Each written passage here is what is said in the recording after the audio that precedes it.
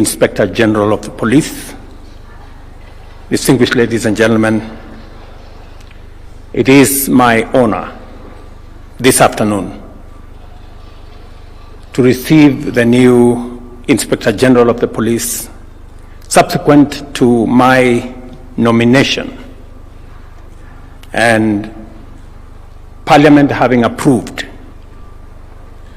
your appointment and my subsequent appointment and your swearing in this morning. And finally, this function that now gives you the authority and the responsibility for command of our Kenya Police Forces. I want to say on behalf of the government of Kenya and people of Kenya, Mr. Kanja, congratulations. Your many years of service in the police service and to country counted in your nomination and subsequent appointment. Your dedicated service, your discipline, your commitment to both the National Police Service and to your country have stood out in your long career as a police officer. Today, you take over the realms as Inspector General of Police, and you will be in command of the largest body of armed men and women. It is a huge responsibility that comes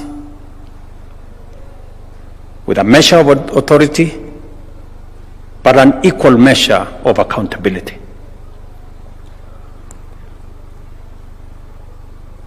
Today, we witness yet another occasion when our National Police Service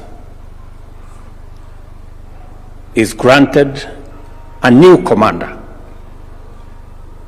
And I want to tell the National Police Service, in Mr. Kanja, you have a seasoned leader, a disciplined career police officer, and a dedicated Kenyan. I have faith and I believe in the capabilities of Mr. Kanja to provide leadership to the men and women in our police service. Today, as we celebrate this occasion, I must commend the leadership of our National Police Service, the acting IG who has been in charge of this service over the last few months, and all the other officers who have supported the leadership of the National Police Service in making sure that there is continuity and there is clarity on the matters relating to the security of our country. It is very clear to us that there cannot be any meaningful development if we do not have a secure and stable environment. And as it is the responsibility of our security forces to ensure that there is safety and security for human life, for property, and for all attendant issues, for us to be able to prosecute our development agenda. I want to say on this ceremony that the government of Kenya will go out of its way to continue to facilitate both in terms of human capital, equipment, legislative and other policy support that is necessary to enable our security forces to provide security, safety, and stability so that we as a nation can continue and can participate in nation building and in the development of our country. Secondly, apart from the development of our country, to secure our democracy as a nation, the rule of law is the bedrock for our democracy. The respect for all the laws and the attendant requirement of our security agencies and especially our law enforcement agencies to make sure that all of us, irrespective of who we are, the offices we occupy, our status of whatever nature, obey, respect, and submit to the rule of law.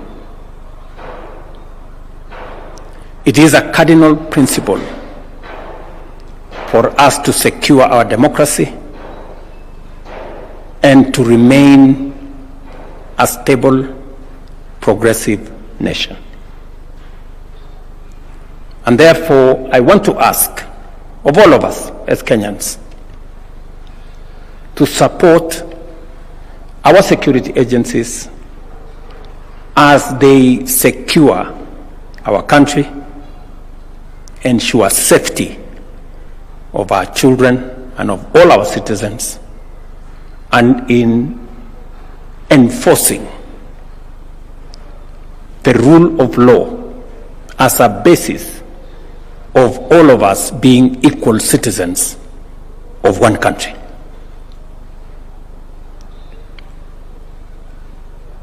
It is important for us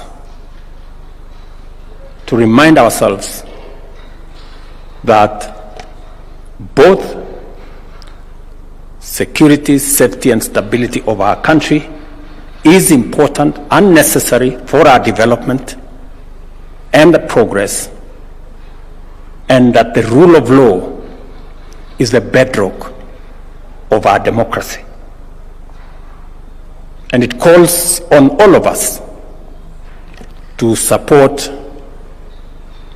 our National Police Service and all the other security agencies in making sure that they discharge their mandate and they live up to the aspirations of the people of Kenya. I want to commit, as I have done in the past, that we will continue to look at the terms of service and also all other requirements of our security agencies, both human capital, welfare issues, the kind of tools and equipment they need to be able to efficiently keep our country safe and secure and protect us from criminals, crooks, and terrorists, that we will do our utmost. As I said yesterday, we are now into the implementation phase of the recommendations that were developed by the task force that I set up on all the aspects of our National Police Service, the Prison Service, and the National Youth Service, as we do it for the military and all the other security agencies. And my commitment is that we will spare no effort and every resource that we can lay our hands on, we will make sure that the portion that will support our security agencies is made available. I want to commend our security agencies for their commitment to the service of our nation. And as I said in the beginning of my term, that we will continue to ensure that all our independent constitutional offices are protected from any manipulation, intimidation, or coercion. It is the reason why on my first day in office, I signed the necessary instruments to ensure that our National Police Service have their operational independence and financial independence for them to discharge their responsibility and mandate in accordance with the Constitution without any interference, manipulation, intimidation, delay, or whatever other interference from any quarter. Mr. Kanja, as you take over as the Inspector General of the Police, it behoves you to protect this police force, this police service, as an independent institution in the service of the people of Kenya, making sure that all citizens are treated equally before the law. You have the responsibility as the commander and the leader of this institution to protect the National Police Service from any manner of manipulation or intimidation or blackmail from whatever quarter, and to make sure that all of us, as citizens of this great nation, respect the laws of the land, abide by the rules that have been set for all of us, without status or any form of entitlement. All of us are equal before the law.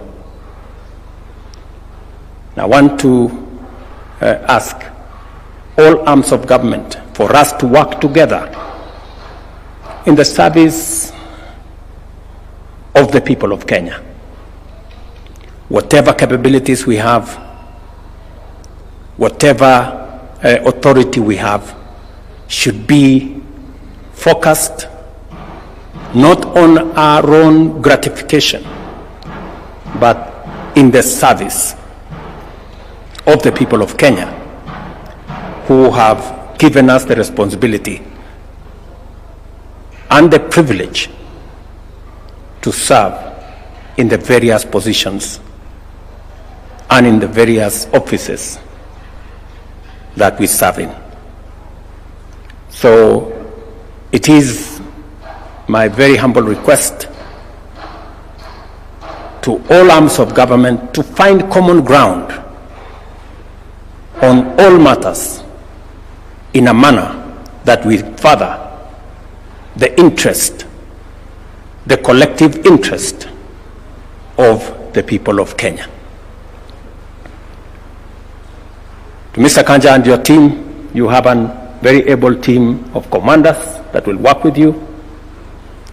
You have commanders of other services that are going to work with you as we build our security sector that is coherent, that is synergized, that is working together to secure our country to provide safety for Kenyans, their lives, their property, their children, their investments, and to keep criminals and crooks and terrorists away from our country.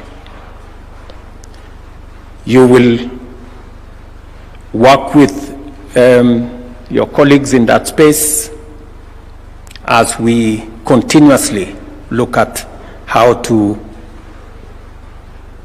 ensure that our security men and women have the space, latitude, capabilities to be able to keep our country safe.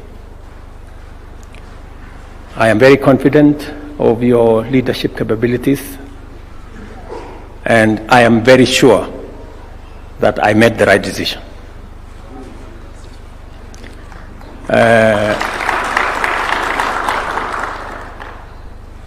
I have also a lot of confidence in all your other officers. That is why when it was announced here